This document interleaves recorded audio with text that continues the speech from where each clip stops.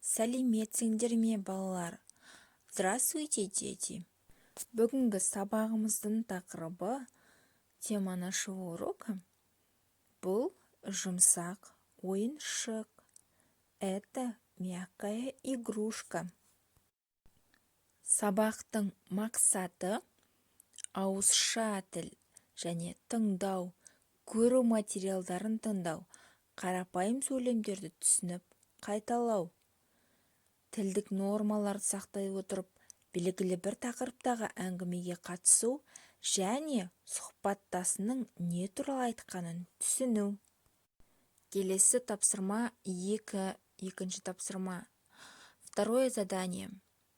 Суретті пайдаланып, өз отбасың туралы айт.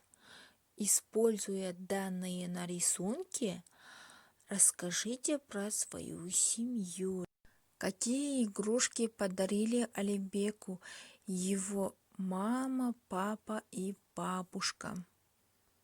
А какие из них мягкие игрушки? Например, мама подарила Алибеку медвежонок. Алибекке анасы аю сыйлады. Медвежонок какая игрушка? Это мягкая игрушка или твердая, ребята? Правильно, это мягкая игрушка. Ары қарай, оның әкесі машине сыйлады. Его папа подарил машину. Машина – это твердая игрушка. Машине – қатты ойыншық. А бабушка подарила Алибеку заяц. Ал әжесі Алибекке қоян сыйлады. Қоян – жұмсақ ойыншық. Заяц – это мягкая игрушка, ребята. Дедушка подарил Алибеку лев. Лев – это арыстан.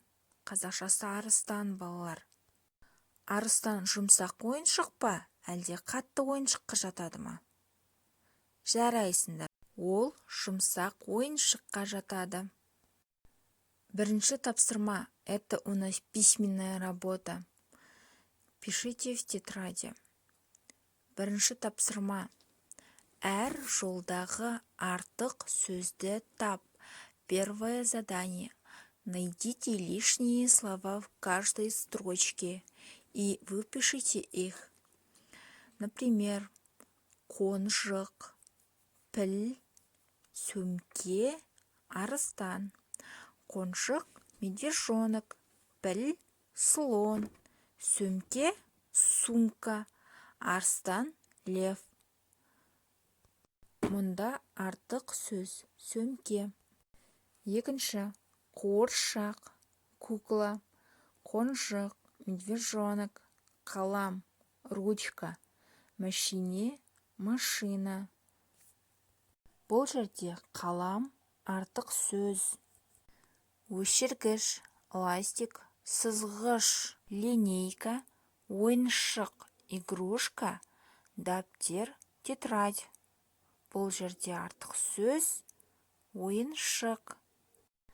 Ата, дедушка, апа, сестра, әке, папа, шеше, мама, қоян, заяц. Бұл жерде қоян артық сөз. Сабақ аяқталды. Сау болыңыздар. Урок окончен. До свидания.